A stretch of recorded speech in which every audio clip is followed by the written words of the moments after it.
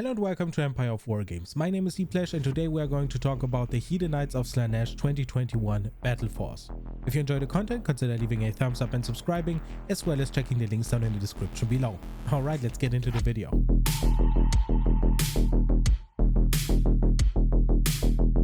So first up, my first impressions of the box. They were extremely positive compared to a lot of articles I was reading, a lot of the Reddit posts I was seeing, and so on. The Slaanesh box really flew under the radar. A lot of people ignored it, or others were a little bit more negative towards it. But I think the box is insanely cool just from my first impressions. The models are all super new from this year. It's a solid mix of units, and it has two kits of Twin Souls and Paintbringers, which are some of the more expensive models, which is kind of cool. So my first impression is rather positive. So let's see if that stays. Alright, so first up is a disclaimer. This army, as it stands currently, is not very beginner friendly if you play to win. Hedonites of Slaanesh are in a tough spot right now, and a lot of their units are quite expensive points wise. So if you are new to Age of Sigmar and you are thinking about starting this particular army, and with this particular Battleforce, know what you're getting into. But everyone loves the underdog, and who am I to tell you what to buy? If you like the models, go for it. Oh, and one last thing, I 100% expect GW to cut the points cost of Hedonites of Slaanesh units in the next few days or weeks. We're expecting an Age of Sigmar data slate similar to the ones for 40k, and once that happens, Hedonites might be back on the menu even for competitive. Because their data sheets are very good, it's just that they are overcosted. Alright, let's go over the units one by one, starting with the Shard Speaker.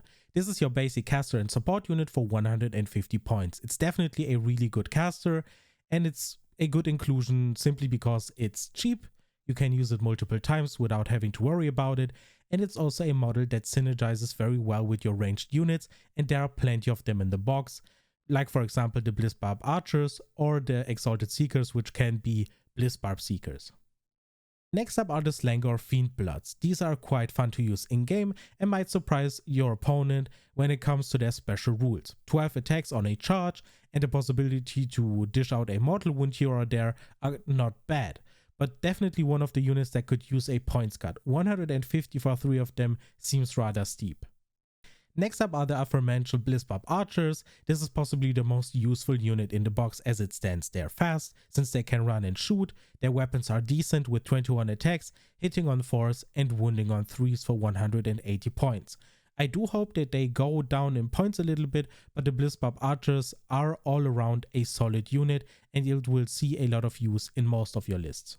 Next up are the Lissblade Seekers or the Blissblade Seekers. There's a melee and a ranged variant, and these are really cool, at least visually, but they are very expensive. You are paying 220 points for the ranged variant and 230 points for the melee variant, which is quite chunky. I also don't quite see a reason to go for the melee variant right now, especially considering it is more expensive. So yeah, if I had to choose, I would definitely assemble the Blissblade variant for now, which is the ranged one, but the better choice is to wait until we have the data slate to see if Slaanesh is getting any changes.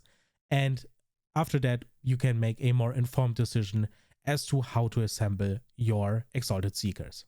Next up are Twin Souls or Paintbringers. Their kit was included 2 times, which basically means you have 10 models in total, and these are slightly overcosted as well. But they have great saves, their melee damage potential is really good, and they look cool to boot. It is obviously speculation, but out of all the units in this box, I think these are the best future investment, and they are the reason why I think that this box might be worth picking up twice if you don't have any Mortal Slaanesh yet at all. So it is what it is, really cool models, but they are kind of a gamble and a future investment. As I already hinted at with the Seekers, here's another tip. If you are not sure how you want to assemble each unit, wait until the data slate has been released. I kind of doubt they are going to wait for the release until the 27th of December, for example, but who really knows. You can also start by just assembling and painting your Shard Speaker and then go slowly from there. Alright, next up are the savings. As you can see, the savings are insanely good, just below the Lumineth Realm Lords, which means even if this box is more expensive than shown here, it will still be above the 33% average, which is great. Not much more to add here. The savings add at least a couple of points to the final rating. And lastly, we have the points. The minimum here is 1020, which would usually be really good. But in this case, it is a mixed bag. Having a ready-to-play Vanguard force out of the box is certainly nice, but as I mentioned earlier, I expect the points to drop by at least 100 after the data slate, ideally closer to 200. The maximum seems to be right around 1080 if you take the Twin Souls and the Slickblades. I am fairly certain that this box is going to be an amazing Vanguard force, especially after the data slate, so I'm noting this off as something very positive, because the points right now might be a little bit high, but I'm 99% certain GW is going to fix that in a week or two. Now when it comes to upgrades, I'm not going to go over any specific lists, but rather give you the advice to go out and buy more leader choices.